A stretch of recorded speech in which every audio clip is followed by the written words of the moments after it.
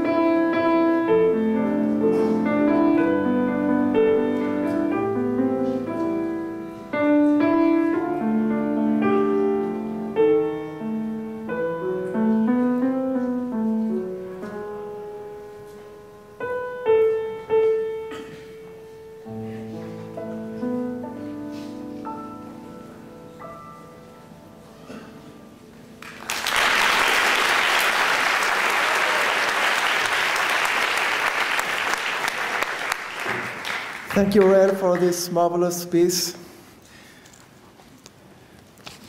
First, I would like to welcome our newcomers, the new delegation that arrived tonight and made the effort to join us today.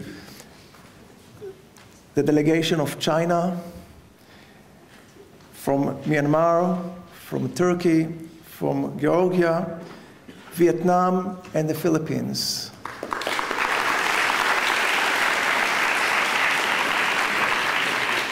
Yeah, they deserve it. Well, it is a great honor to have Professor Robert Aumann here with us. Professor Aumann was born in Frankfurt, Germany. Fleeing Nazi regime, his family emigrated to New York in 1938. His elder brother told about him that he was a bandit, but a nice one. He got his PhD in mathematics from MIT in 1955. A year later, Professor Aumann joined the mathematics department of the Hebrew University. His great hobby is skiing. In 1990, he was among the founders of the Center for the Study of Rationality at the Hebrew University, an interdisciplinary research center centered in game theory. Professor Aumann held scientific positions at Princeton, Yale, Berkeley, Stanford, Stony Brook, and New York University. He is a member of the American Academy of Arts and Sciences, National Academy of Sciences in USA, the British Academy, and the Israel Academy of Sciences. Aumann is the founder of several branches in game theory. His greatest contribution was in realm of repeated games, which are situations in which players encounter the same situation over and over again. He collaborated with Lloyd Shapley on the Aumann-Shapley value. Although Professor Aumann argued that he doesn't understand much about economy, he received the Nobel Memorial Prize in Economics for 2005, together with Thomas Schelling, for his work on conflict and cooperation through game theory analysis. When asked about the prize, he said these words of humility: "This prize is not just for me. It is for the school that we developed here in Israel in game theory, and I am not the only one. It is for many people who worked with me, and most important are my students. I would like to thank them. It is for the science in Israel and for the Hebrew University. And it is for the whole global community of game theory." Professor Aumann Nobel Lecture was named War and Peace. This is also the lecture that will be given today. I would like to invite Professor Aumann to take the podium.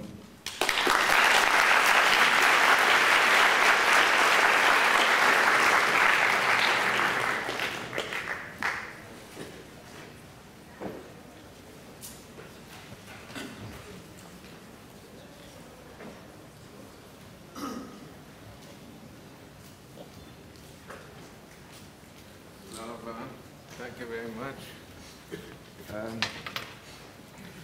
So maybe, let's see, good morning. Maybe we can dim the lights a little. Hello? Okay, thank you very much. That's very nice. Okay, very good. So I'm going to talk about war and peace. And the very beautiful, poignant song that we heard before just now is also about war and peace. And and we're going to talk about game theory. Now, we're going to talk about War and Peace from the point of view of game theory. And now,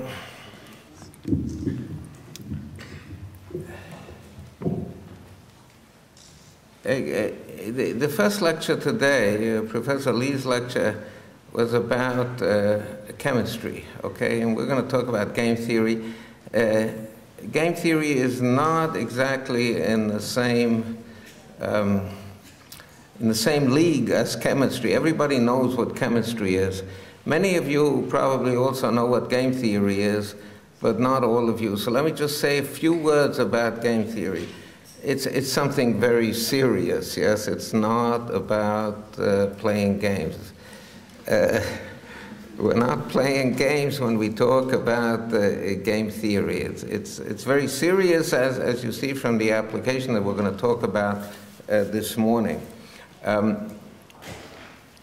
So game theory is the strategic analysis of situations in which several parties are involved and they are striving towards different goals, okay?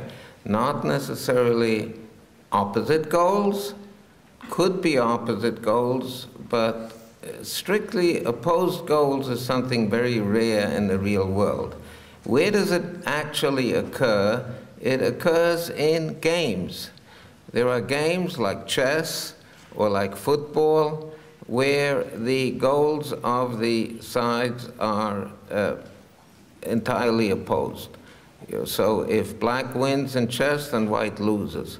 If white wins, then black loses.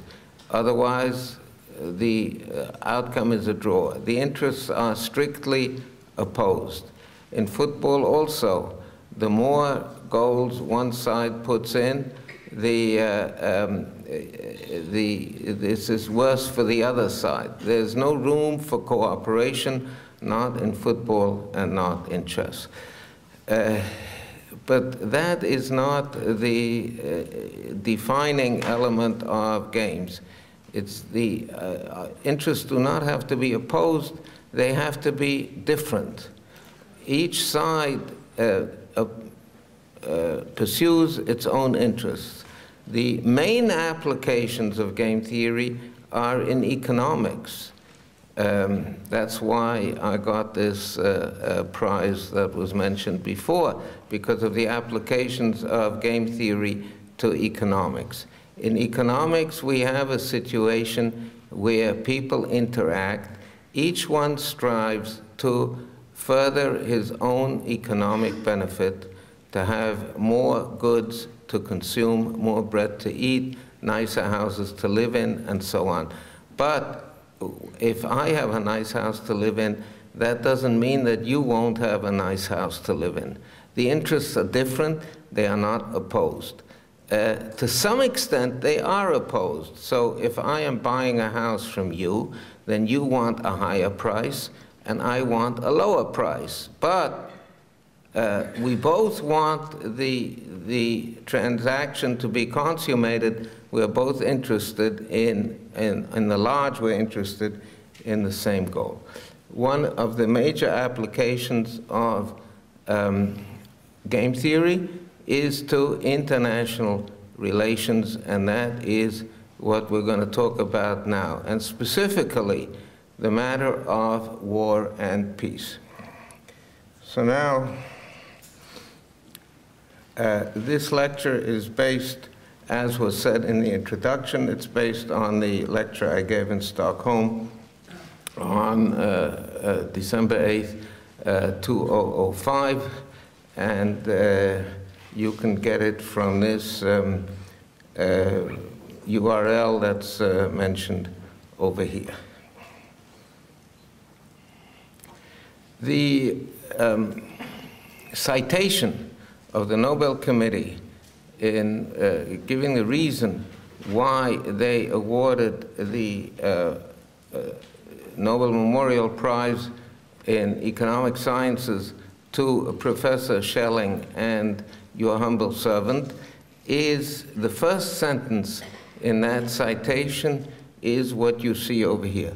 Wars and other conflicts are among the main sources of human misery. So the first word in this citation is war, and that is what made me decide to talk about war and peace on that occasion and also today.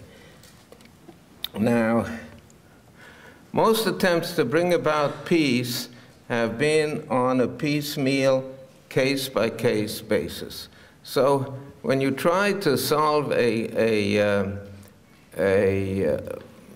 belligerent situation, perhaps like between India and Pakistan, perhaps like between Britain and Ireland, perhaps like Russia and Chechnya, perhaps like the Western Allies and the Nazis in the Second World War, perhaps like Russia and the United States in the Cold War. When you try to, when you have that kind of situation and you try to avoid war, you try to bring about peace, you look at the specifics of that situation and you say, oh, I forgot to mention, by the way, one small conflict that is also of some concern, especially in these surroundings over here, and that is the Jewish-Arab conflict over here, the Israel-Arab conflict that we have in this part of the world. But that's not the only thing, yes? I'm not going to talk about that today. I didn't talk about it in Stockholm. I'm not going to talk about it today. But I don't want to just make believe it doesn't exist, yes? So most of the attempts to bring about peace have been on a piecemeal, case-by-case basis. So you look at each of those situations, and you see what it is that is bothering the sides, why it is that they are in disagreement, why it is that they are fighting, why it is that, or that they are about to fight, and you try to say, hey, can we satisfy this side? Can we satisfy that side? So you look at each one of those situations separately, and you see, what can we do to ameliorate this situation?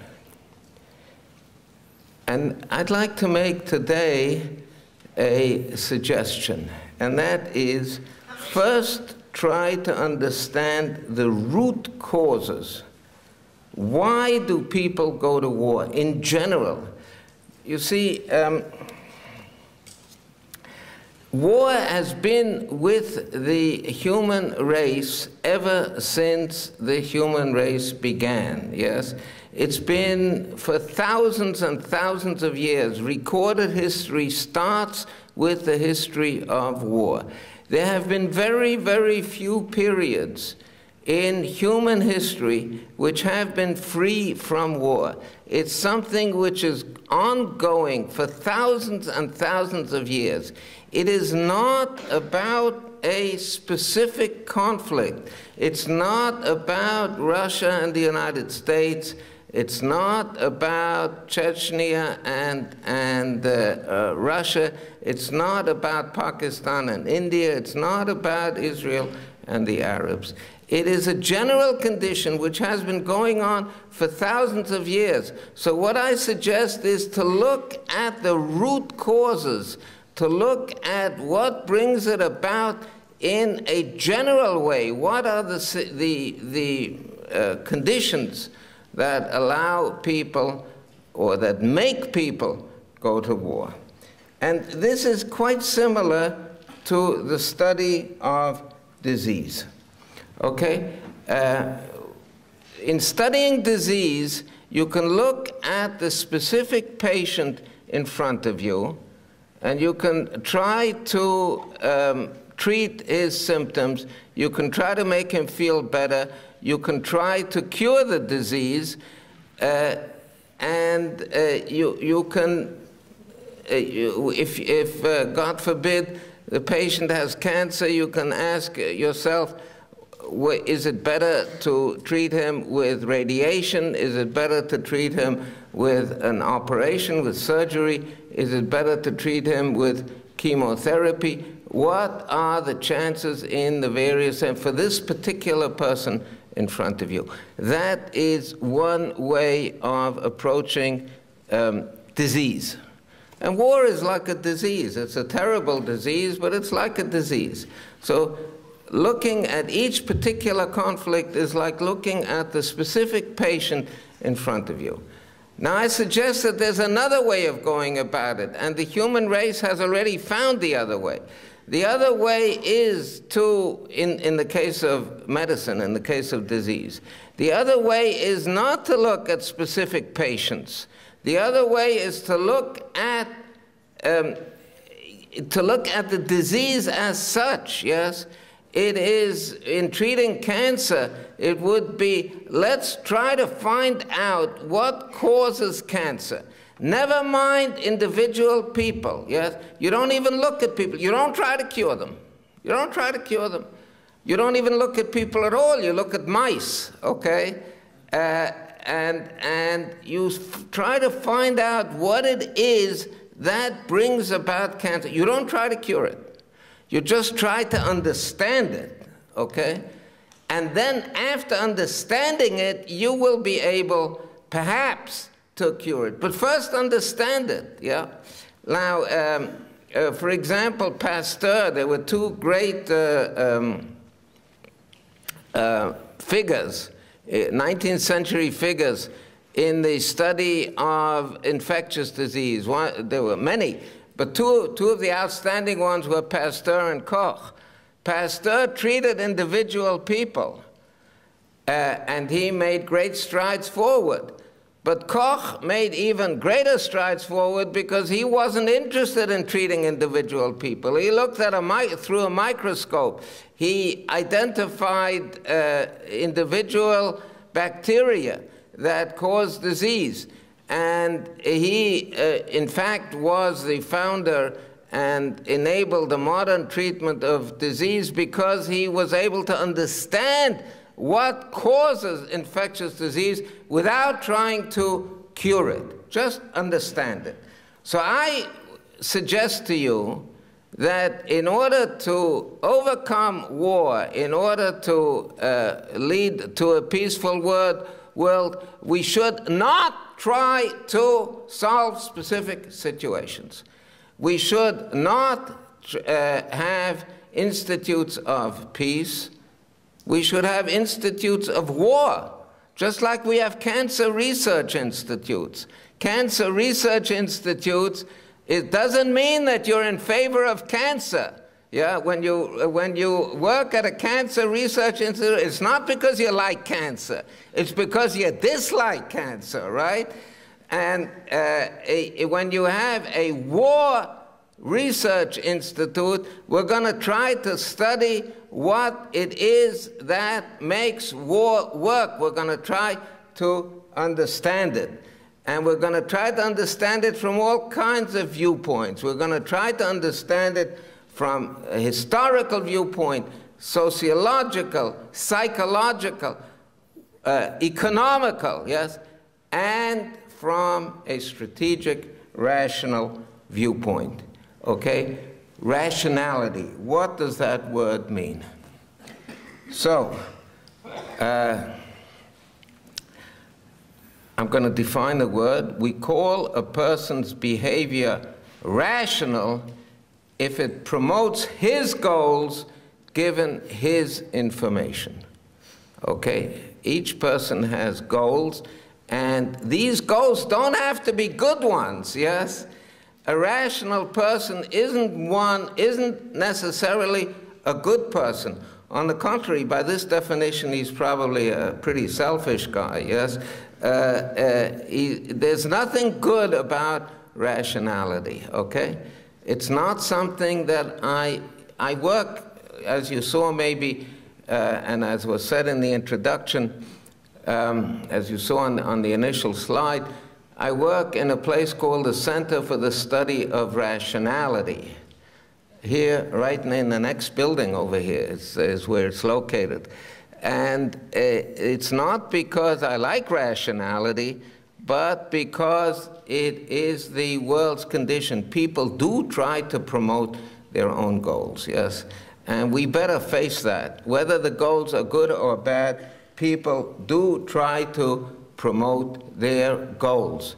And what happens when each person promotes his goals, or each party, or each nation, or each corporation, each labor union, what have you, tries to promote its goals, and there are other entities out there who are trying to promote their goals, what happens over there? Then you are going to get sometimes into conflict.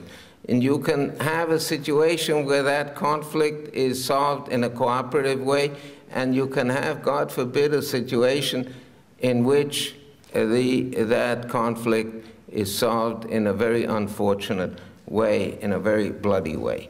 So that is what we are going to try to, just the tip of the iceberg, get into today, the rational analysis of war. And once we have an understanding of war from the rational viewpoint, from the point of view of a person or an entity, a nation trying to promote its goals, that maybe we will be able to do something about war. Now, this, we have this definition: a person's behavior is rational if it best promotes his goals given his information. With that definition, can war be rational? War is a terrible thing, yes. War, I don't have to tell you, I think. I certainly don't have to tell the Israelis over here. It's a terrible thing. People get killed. Property is destroyed on a vast scale. People get wounded. Their whole lives are ruined. Many more people are wounded than killed. It is a sort of a destruction which looks meaningless. It's a terrible thing. How can this promote a person's goals? How can this promote a nation's goals to have all this destruction, all this killing? Can it be rational? Can strikes be rational? Strikes are not as bad as war, not by a long shot, but strikes also cause a lot of havoc, a lot of lost time. The professors of the Hebrew University, and in fact of all of Israel, went on strike about 20 years ago in the early 90s, for months. The strike lasted for over 2 months, and students were not studying, the professors were not giving lectures, everybody was suffering, and after 2 months, the strike was somehow settled. I won't go into the details of this now. Now, people can ask, why couldn't it have been settled also before? If it was settled 2 months later, after all this lost time, after all this anguish, why couldn't it have been settled before? Is it a rational thing to strike? That's the question. You see, there's a question mark there. Can racial or gender discrimination be rational? Can it promote a person's goals to discriminate against people not on the basis of their ability, but on the basis of their race or gender? Yes, on the basis of their skin color, whether it is white or black or yellow or whatever. Yeah. What can such discrimination be rational? Can it promote a person's goals? Can it promote an employer's goals not to hire a certain person just because of his race or just because of his gender? Yeah. Is this possible? So we have these three questions. It seems that the answer to all these questions should be no, right? But that's not the answer. The answer is yes. All these bad things can be rational. They can promote the goals of the person who is involved in them. Yeah? You see, we take all the ills of the world and dismiss them by calling them irrational.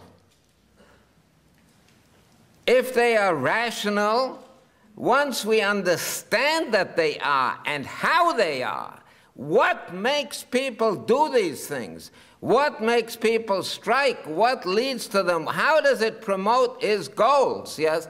How does it promote his goals to go to war? How does it promote his goals to strike? How does it promote his goals to discriminate racially? Yeah, that's the hard one. But some of the greatest minds in economics, not I, figured this out, yeah?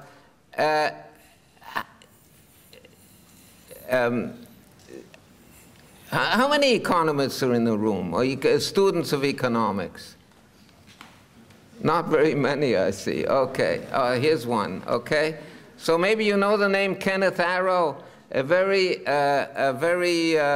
progressive, left-leaning economist, a socialist even, or he was socialist, and he showed how racial discrimination can be rational, can promote an employer's goals. Okay, this is not easy to see, but it's possible. Okay, and before we understand this, we're not going to be able to eliminate racial discrimination. We have to understand how it promotes the goals of the person who does it, and then we can eliminate it. Just like Koch had to understand what it is that causes infectious diseases, and then we could eliminate them. So if we dismiss these things as irrational, we can't address the problem.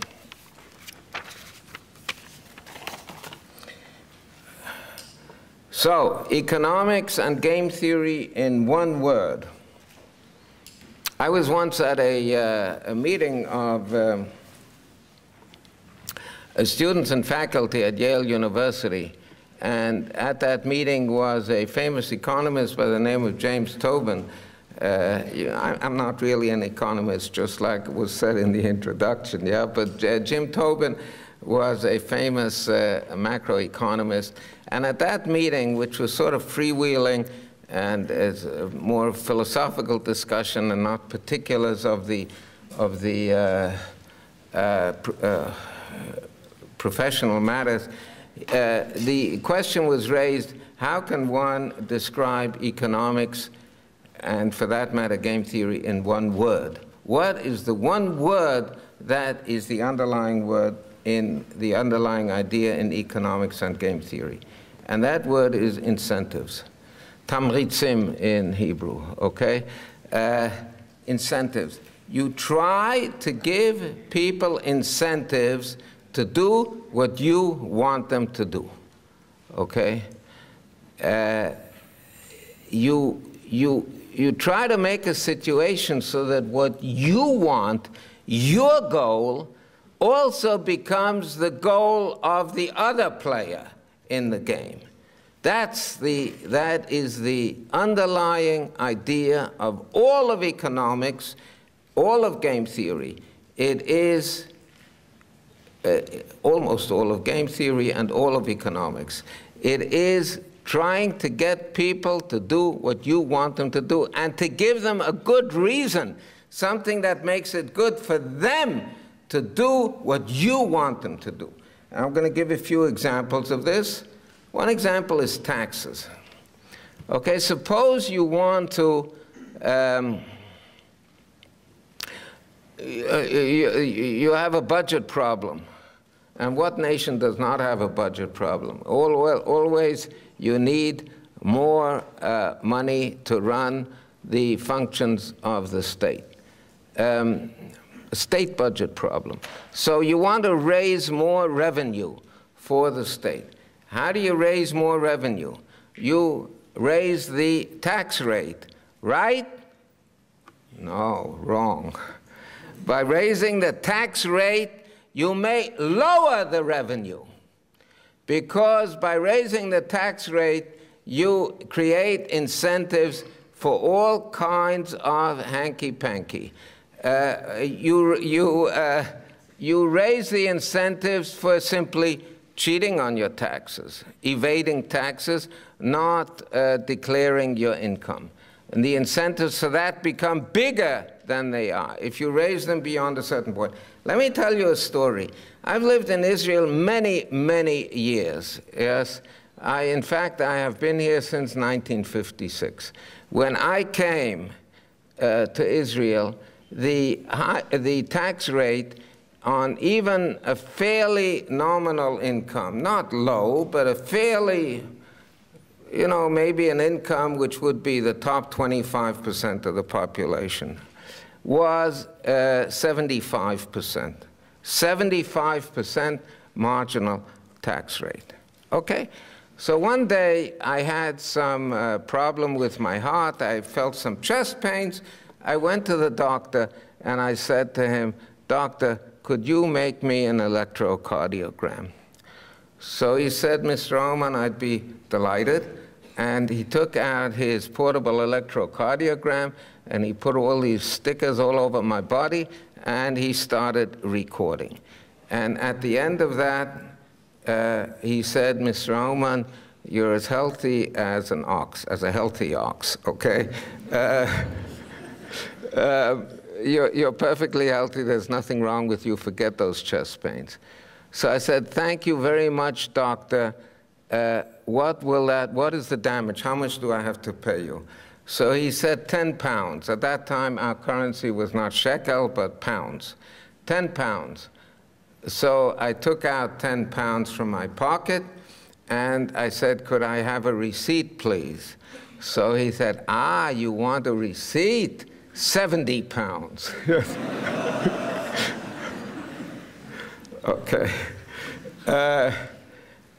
Yeah, and this doctor was a perfectly normative person. He was no criminal, believe me. You start raising taxes without any idea of where you're going, you are going to collect less money. And that's not only because of illegal activities like this nice doctor was involved in, but it is also because simply you work less. If you have to pay, like in Israel, the effective top rate now is on income tax is 48%, but actually you're paying more taxes of one kind or another. You're paying value-added tax and so on. So you're talking about 55 to 60%. At that point, it becomes less worthwhile to work. You know, let me tell you a professional secret. I sometimes go out when I'm asked by a commercial corporation to give a lecture, yes. I say, "Okay, I'm doing you a favor, you pay me, okay?" And I ask for a certain sum of money. Now, sometimes they say, "Well, we can't afford that, that's too much." And so I say, "Okay, so I won't give the lecture." And the reason that I ask for that sum of money is because I have to pay close to 60% in taxes, okay? So I'm not going to do like the young doctor did. I pay my income taxes and my other taxes, and if it's not worthwhile to me, I just don't give the lecture, and it's not good for the person, and it's not good for me, and it's not good for the economy, because on taxes on income which was not received, there are no taxes on it, right? So you don't maximize revenue by raising tax rates, okay? You have to be more more careful about it. Another example is market economies. I don't have to tell you about market economies. We have delegations here from China. We have delegations here from Vietnam. These are two beautiful countries. I visited both of them. They have booming economies. They have beautiful economies. It wasn't always that way, okay? In the early 80s, and even before that, the economy of Vietnam, for example, which I visited a few years ago, beautiful country, was stagnant. The communist government of Vietnam, a communist government, they still have a red flag with a yellow star in the middle, or maybe it's a yellow hammer and sickle, I've forgotten. It's a communist government, and they said, our people are starving, okay? Our people are starving because nobody wants to work. Let's go to a market economy. And I think it was August 1st, 1986, if I'm not mistaken, the country of Vietnam went to a market economy. And now it's booming. It's a beautiful country. People have their motor scooters. They have automobiles. They have superhighways. It's just a marvelous country. Why? Because the Marxist motto, to each according to his needs, from each according to his ability, was abandoned. And that, by the way, I have to give it to Marx. It is a beautiful idea. I subscribe to that idea fully. I'm in favor of it.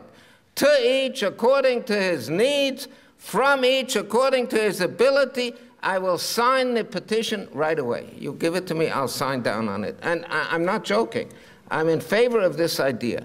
There's only one thing wrong with it, only one little thing, and that is it doesn't work, okay?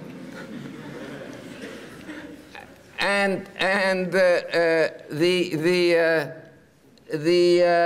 government of China realized that in the late 70s, 78, 79, they went over to a market economy, and now it's a booming economy. The government of Vietnam realized this in 1986, and I heard that the government of North Korea now realizes it also, and they are going over, they are relaxing their restrictions on the economy, and they are starting to go over to a market economy. Why? Because when it's to each according to his needs, from each according to his ability, both sides of that equation are wrong. Or they're not wrong, they're right, but they don't work. Because if it's from each according to his ability, I'm not going to work for somebody else, and you're not going to work for somebody else, yeah? And if whatever you do is taken away and given to somebody else, you're not going to do it. And you can't force people to work. You can't force them to work, yes? I mean, they will shirk their work. They will work slowly. You could try to force them, but it's not going to work. And from each, so from each according to his ability is not going to work, and to each according to his needs is also not going to work, because you give a negative incentive for working. If I'm going to get anyway what I need, so why should I work? Okay. So both sides of the equation, they're nice, but they don't work. Okay. So that's incentives. The third example is the matter of repeated games, which was mentioned in the introduction. And I will get to that just a little later, okay? I'm going to spell that out for you.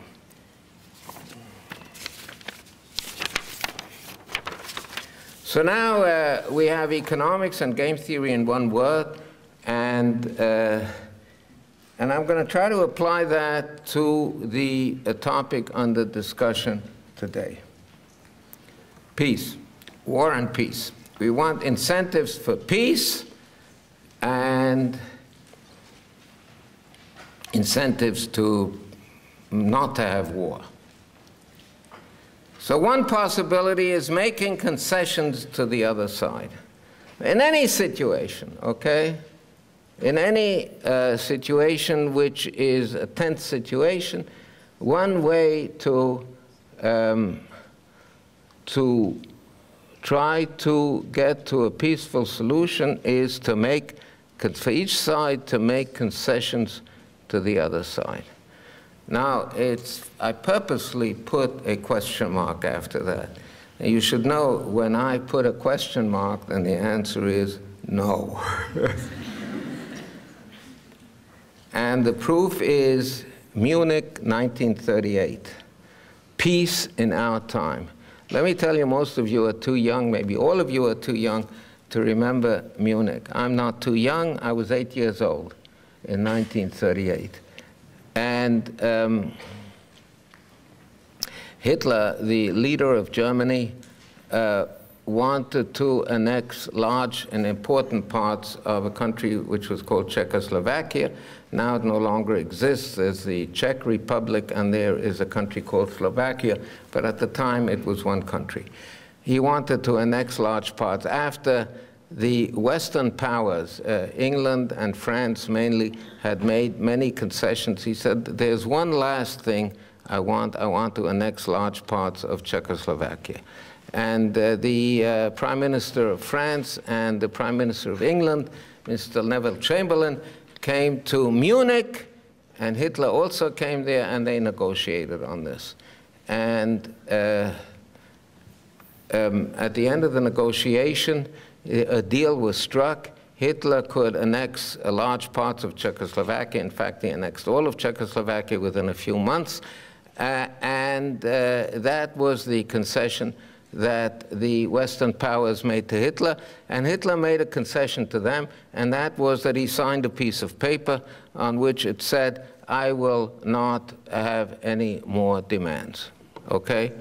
And Chamberlain came back to London and said to a cheering parliament, the House of Commons, he said to them, ladies and gentlemen, I have brought with me peace in our time. Now, what he had actually brought with him then in the spring of 1938 was war. He brought with him war. Honored students, ladies and gentlemen, Hitler did not cause World War II. Who caused World War II was Neville Chamberlain in Munich in 1938. Not only did he not bring with him peace in our time, he brought with him war.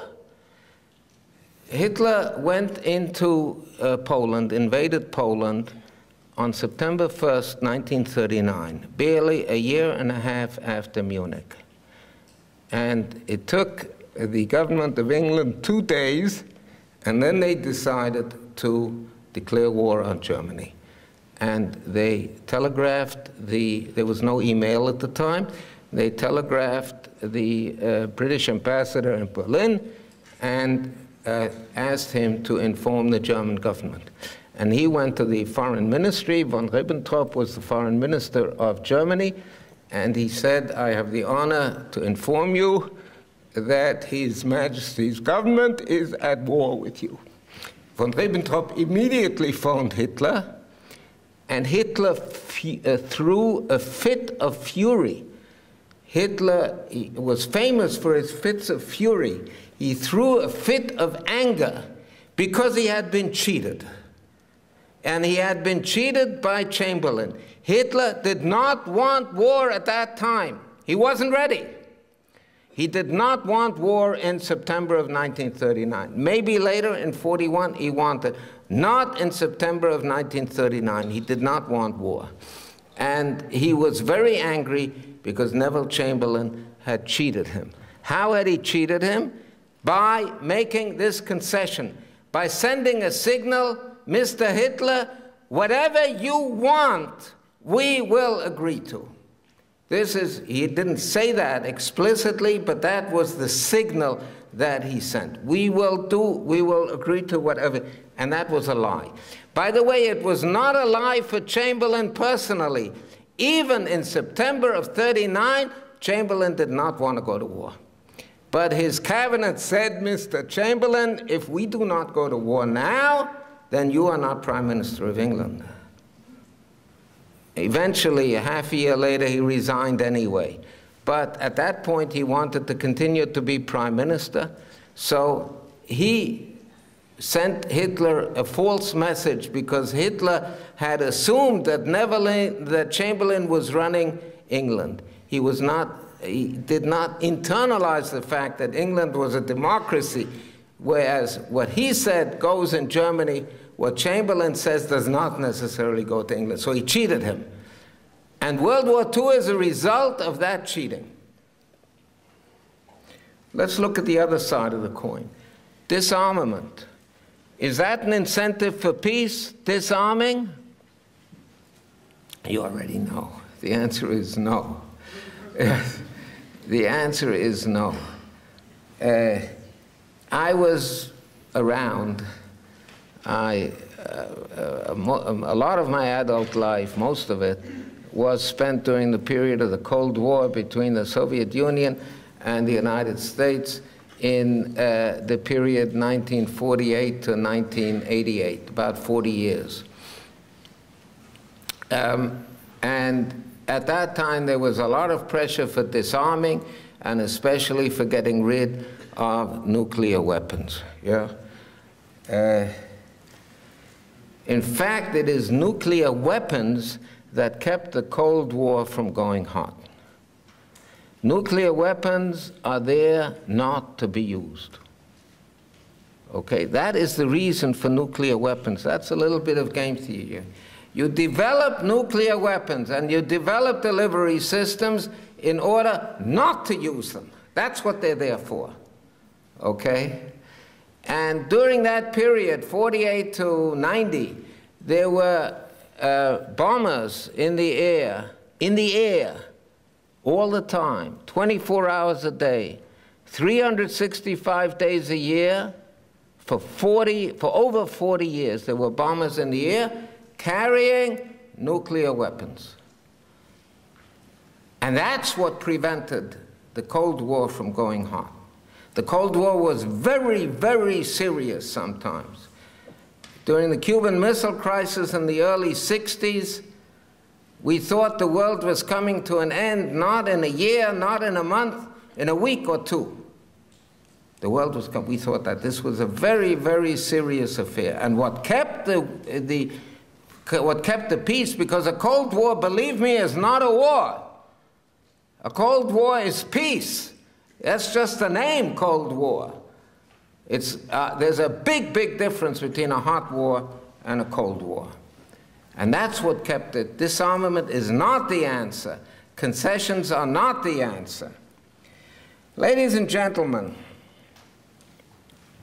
let's go to history. I mentioned before in my War Institute, remember I was talking about an institute for the study of war? I mentioned that one should look at history also, not only rationality, not psychology, history, what have you.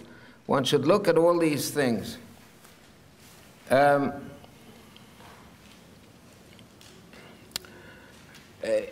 And if you look at history, you want to ask yourself, who are the biggest swimmers in the world? So you look at the world, you want to know how to swim? Ask the biggest swimmers, those who get the Olympic medals. You want to know how to prevent war? Ask the champions of peace. The champions of peace in the whole of history. Who were the champions of peace? The Romans. I don't like the Romans. The Romans destroyed our temple, yeah? They burnt down our temple. I don't like them at all. They were ugly people. They had these gladiators. But you want to know about peace? The longest period in peace, you have to hand it to them, was the Pax Romana. The Roman peace lasted for 238 years, okay? Now, there has never been anywhere in the world a period of peace like that, not before and not after. So you have to ask them, how did they manage to have peace for 238 years? What's the answer? If you want peace, prepare for war. Okay? In Latin, si vis pacem para bellum. If you want peace, prepare for war. That's another contradiction, game theoretic contradiction, like we had before. That, in fact, it's the same thing. The bombers in the air carrying nuclear weapons in order so that they should not be used.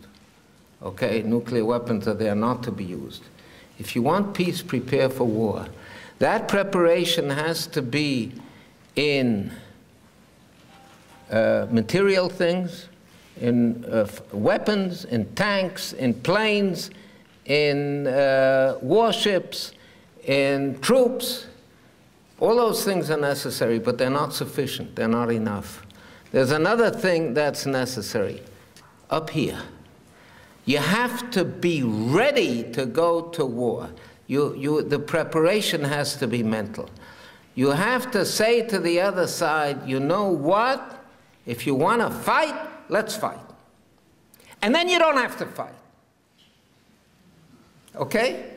If both sides say to each other, you know what, if you want to fight, let's fight, then they don't have to fight. We'll see that later again. I want to quote another person who has good credentials for peace, and that is a recipient of the Nobel Peace Prize, Barack Obama. Barack Obama was given, there's some controversy about whether he deserved it, but never mind, he was given it, and I would like to support the decisions of the Nobel Committee. Yes. So Barack Obama, when he came to Oslo to give his Nobel speech, Peace Prize, he said, the belief that peace is desirable is rarely enough to achieve it. Okay? It's not enough to yell, peace, peace, like Chamberlain did, yes, peace in our time. That's not enough. More important is what the Romans said, si vis pacem para bellum. And this is what Barack Obama said in his Nobel Peace Prize lecture in Oslo, 10th of December, 2009. Now, remember I said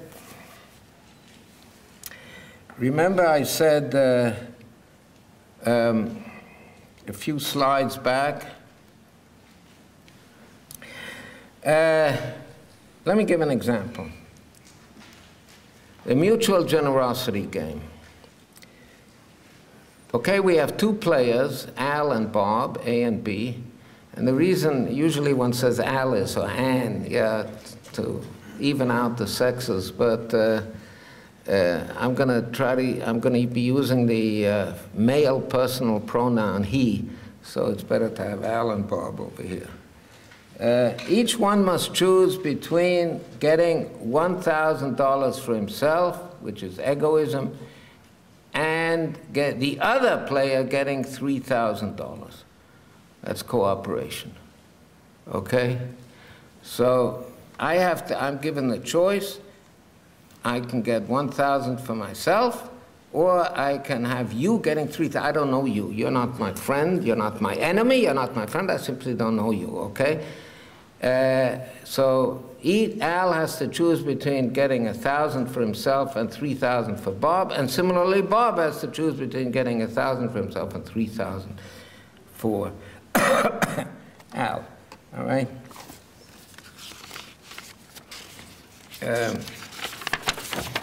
So we in game theory, we make a sort of a table for this.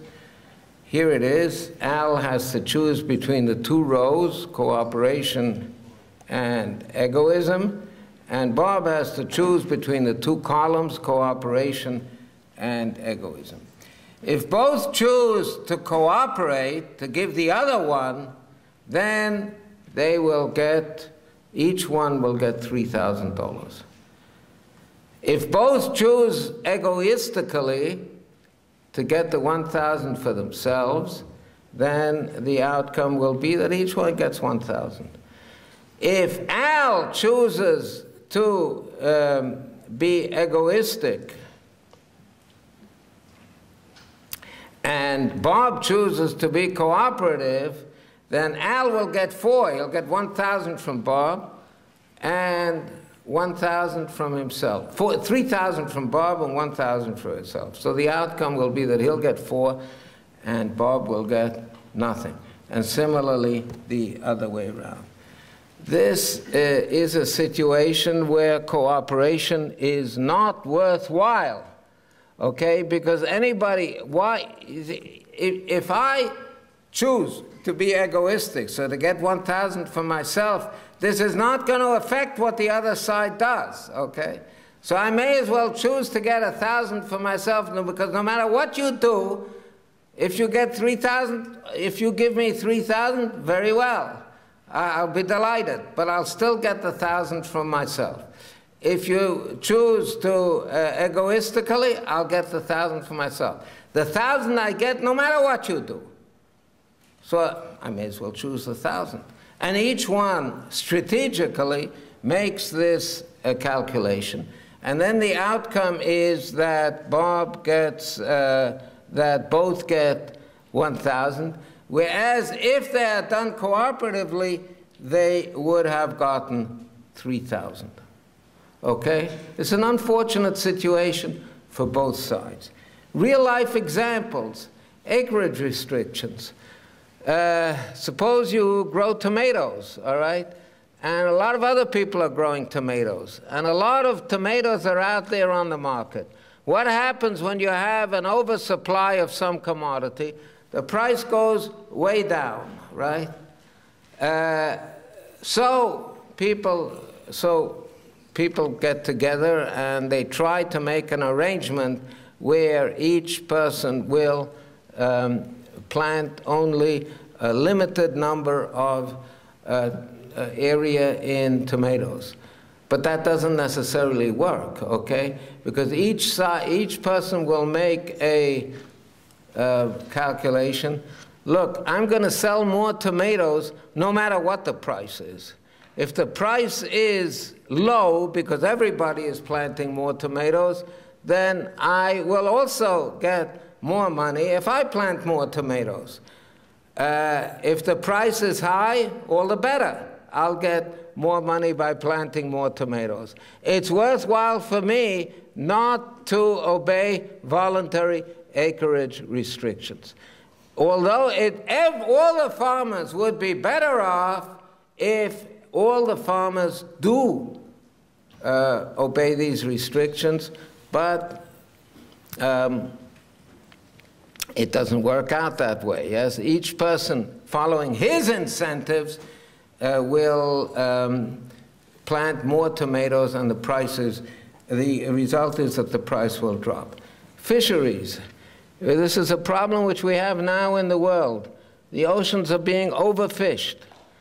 There are international agreements to limit the amount of fish of various categories that are fished, but these agreements are not effective. People fish more and more, and as a result, the species will become extinct, and nobody will have anything. This is another example of this mutual generosity game, where it is not worthwhile to be generous. Okay? How do you achieve cooperation? Well, you can agree to cooperate.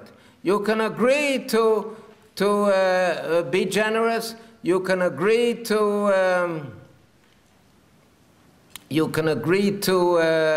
not to fish so much. You can agree to not to plant so many tomatoes.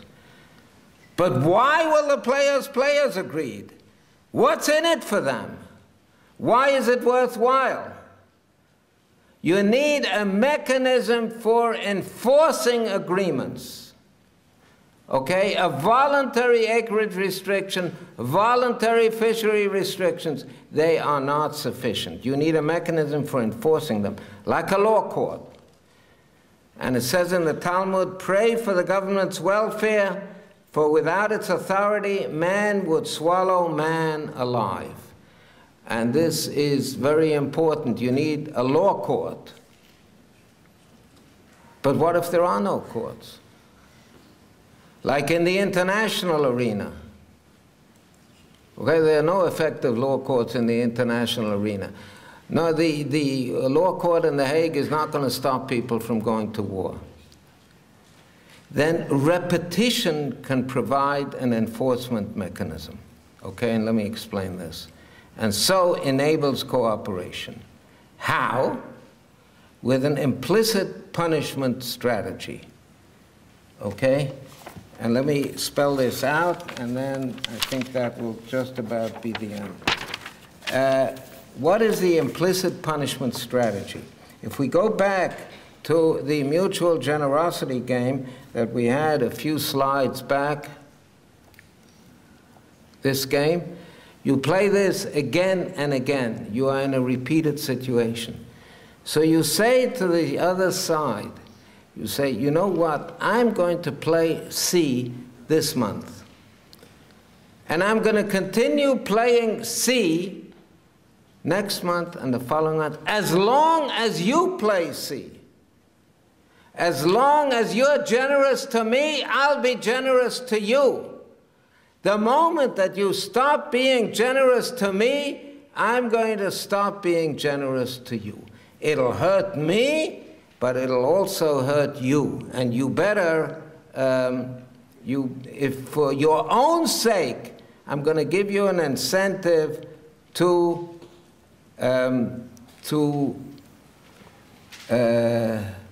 cooperate, to be generous, because if not, I will punish you. Punishment sounds like something not very nice, but punishment is essential, implicit punishment. It's the same thing that makes the corner grocery sell me milk which is not sour, sell me fresh milk. It's because if he sells me sour milk, I'm not going to come back to him. I don't say that to him, but he realizes it. Even if he doesn't realize it consciously, he realizes it subconsciously. That's what makes, that is what enables cooperation. Okay? So patience, a long horizon is essential. In other words, you have to, it's not only now. It's not the now that's important, it's the tomorrow that's important, because otherwise the punishment is ineffective. If you want peace now, you may never get it. But if you're willing to wait, if you're patient, then you will have peace now. Okay? I'm going to end with a passage from Isaiah. It shall come to pass that many people will say, let us go up to the mountain of the Lord, and he will teach us his ways, and he will judge among nations, and they will beat their swords into plowshares, and their spears into pruning hooks. Nation will not lift up sword against nation, nor shall they learn war anymore. Now notice that this passage begins with going up to the mountain of the Lord. It begins with the idea that everybody accepts a common government, and everybody obeys this Lord. But in the absence of a government, of a common government, it is possible for nation not to lift up sword against nation, but they have to learn war. They do have to learn war in order not to fight.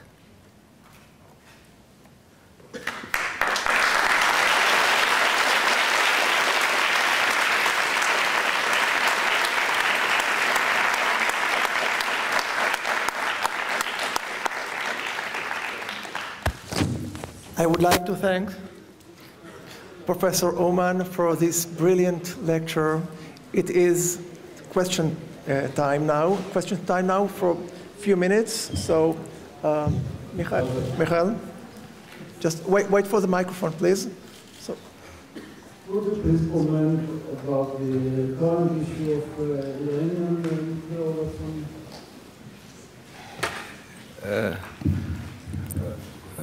No. This is, too much has been talked about that. This is, I'll say it in Hebrew, much too much is spoken about this situation. I will not join in this party.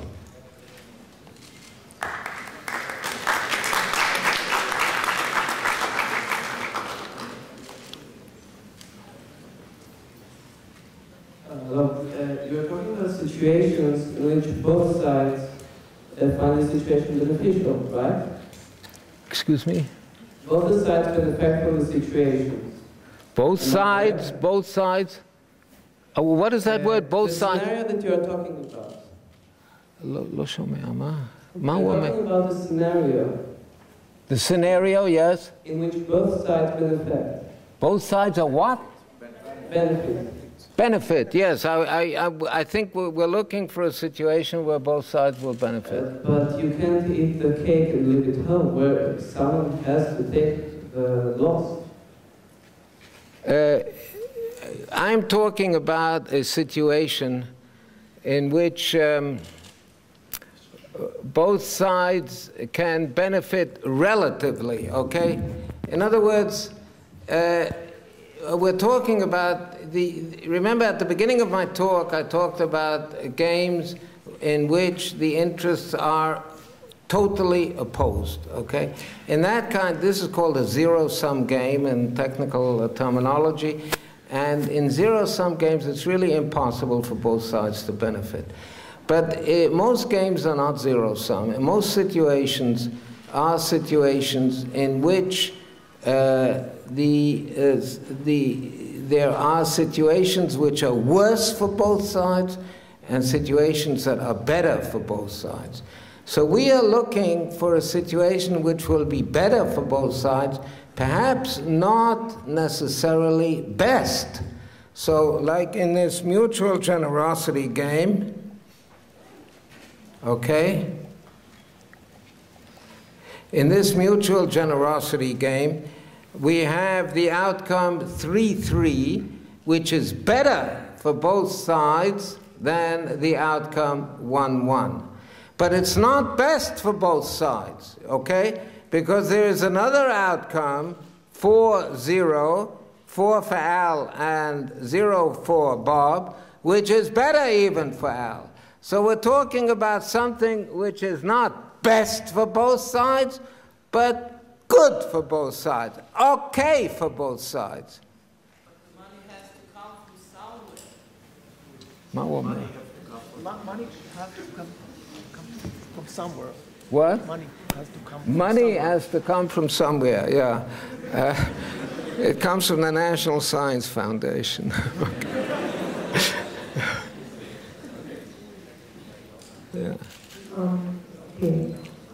You talk about... Now, let me just add, I don't want to be facetious about this. There is, just a second, I'll give you the floor in a moment. Money in real situations does come from somewhere. I mean, it comes from economic activity, like when you're selling a house, it's better for both sides to take a compromise price, okay? And then, but it's to the benefit of both sides. The economic activity creates the money in most situations. This is just an example, yes? Okay, you say that you have to know about the causes for the problems, like effect, like war, right? To know the causes or them, right? Locality. Okay. You say that. Okay, I want to ask your opinion about the person who dismiss all the bad things or dismiss all the problems, and the person who know the existence of the problem but do nothing to solve them. Which one is worse? Mamash locality. I'm sorry, I simply didn't understand it. Maybe there's somebody who has a slightly better pronunciation in English. I think the gentleman has a very good English, but his pronunciation is not something which I understand. So I simply did not catch the question. Is there somebody who can restate his question for me? No? Sir, saying if there are two people, one person knows the root cause of the problem, but is not able to resolve it, and the other can resolve it.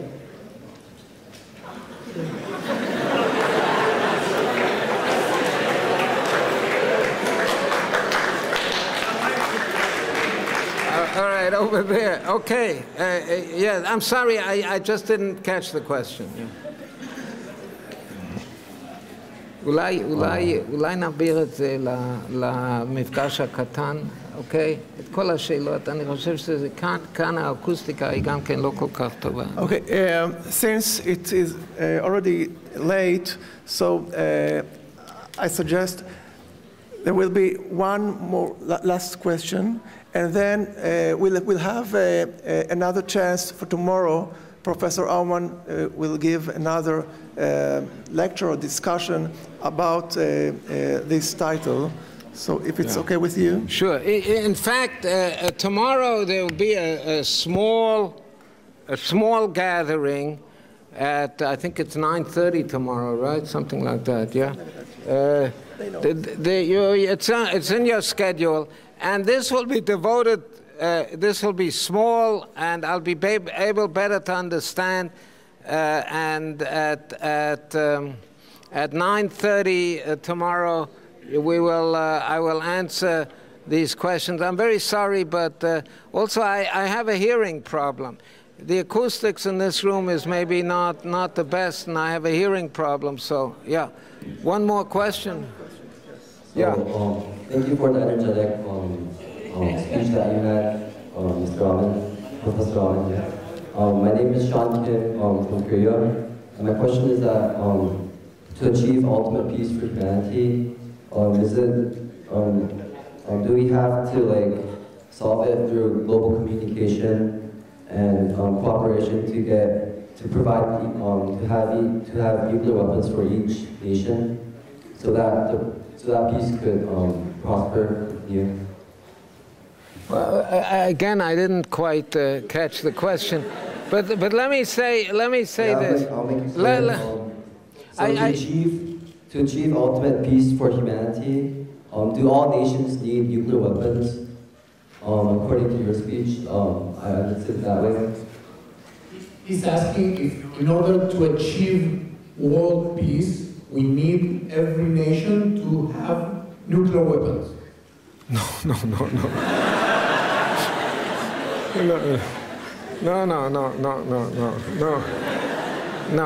No, we have to, I think, what I'd like to emphasize as a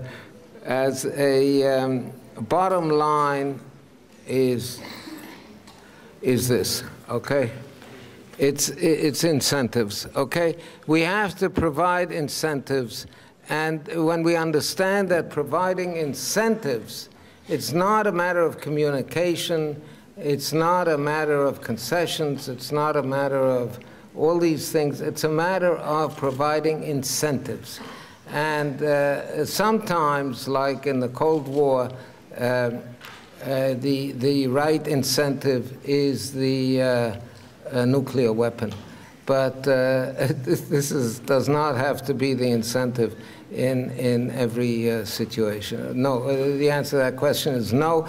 I see there are a lot of questions over here, and you're all cordially invited to the meeting tomorrow morning. It's on your schedule, and we will devote this fully to a discussion.